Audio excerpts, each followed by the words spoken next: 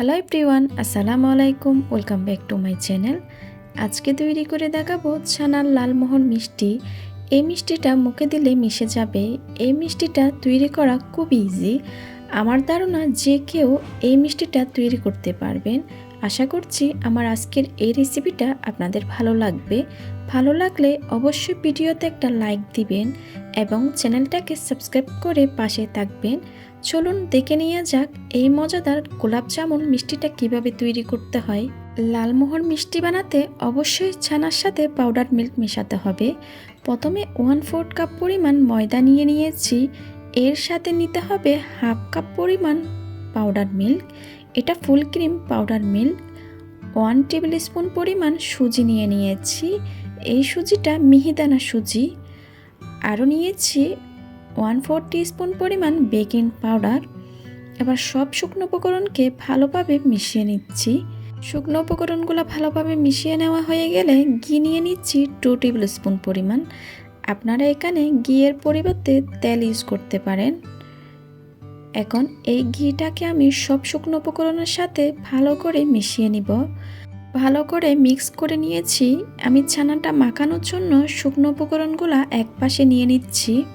এখানে ছানা নিয়েছি 1 কাপ পরিমাণ। আর ভালো মিষ্টি বানাতে হলে অবশ্যই ছানাটা কিন্তু পারফেক্ট হতে হবে। আর ছানাটাকে খুব ভালোভাবে আমি মেখে নিব।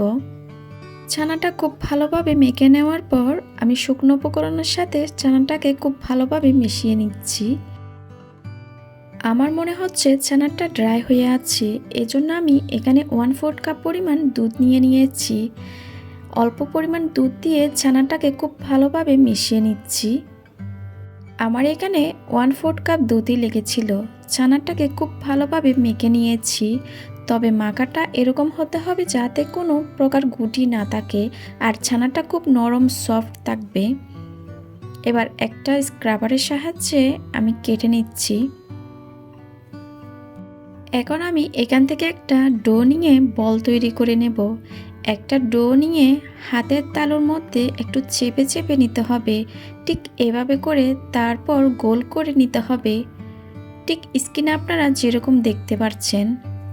আপনাদের বোঝার সুবিধার্থে আমি আরেকটা বানিয়ে দেখিয়ে দিচ্ছি। যখনই বানাবেন খেয়াল রাখতে হবে যেন ফাটল না থাকে। এরকম করে আমি সবগুলা বানিয়ে নিয়েছি। এবার ভাজার জন্য চুলায় চলে যাচ্ছি। চুলায় একটা হাঁড়িতে বেশ কিছুটা তেল গরম করতে দিয়েছি। তেলটা হালকা একটু গরম হয়ে যাওয়ার পর মিষ্টিগুলো দিয়ে দিচ্ছি। অতিরিক্ত গরম তেলে মিষ্টি বাছতে যাবেন না, তাইলে উপরটা হয়ে যাবে, ভেতরটা কাঁচা থাকবে আর সেই মিষ্টিটা ভেতরে পর্যন্ত সেরা ঢুকবে না। প্রথমে চুলার আঁচটা লো রাখতে হবে। লো আঁচে কিছুক্ষণের জন্য মিষ্টিগুলোকে ভেজে নিতে হবে। তেলের উপর সব মিষ্টি যখন উঠে আসবে এ পর্যায়ে চুলার আঁচটা আবারও একটু বাড়িয়ে দিতে হবে। এখন একটু উল্টে পাল্টে কিছুক্ষণ ভেজে নেব আর একটু কালারটা পরিবর্তন হয়ে আসা পর্যন্ত। যখন মিষ্টি কালারটা এরকম পরিবর্তন হয়ে আসবে এই পর্যায়ে চুলার আঁচটা মাঝারিতে করে দিব। মাঝারি আঁচে লালচে রং আসা পর্যন্ত ভেজে নিব। মিষ্টি ভাজার সময় কিন্তু এই তাপমাত্রাগুলো খেয়াল রাখা খুবই জরুরি, না হলে কিন্তু মিষ্টিগুলা পারফেক্ট হবে না। মিষ্টি ভাজার সময় যদি পারফেক্ট না হয় মিষ্টির ভেতরে পর্যন্ত শিরা ঢুকবে না। মিষ্টিগুলা হয়ে গেছে। এখন তেল থেকে আমি সব মিষ্টি তুলে নিচ্ছি। আগে থেকে একটা শিরা তৈরি করে রেখেছি। 2 কাপ চিনির সাথে 3 কাপ পানি মিশিয়ে ভালো করে জাল করে নিয়েছি। আর শিরাটা কোনো একতার বা 2 তার হবে না, পাতলা একটা শিরা হবে। এবার মিষ্টিগুলা দিয়ে আমি জাল করে নিব 8 থেকে 10 মিনিট পর্যন্ত। আর এর মধ্যে কোনোভাবে ঢাকনাটা খোলা যাবে না। 10 মিনিট পর আমি ঢাকনাটা তুলে নিয়েছি। 10 মিনিট জাল করার পর চুলা থেকে আমি নামিয়ে নিয়েছি।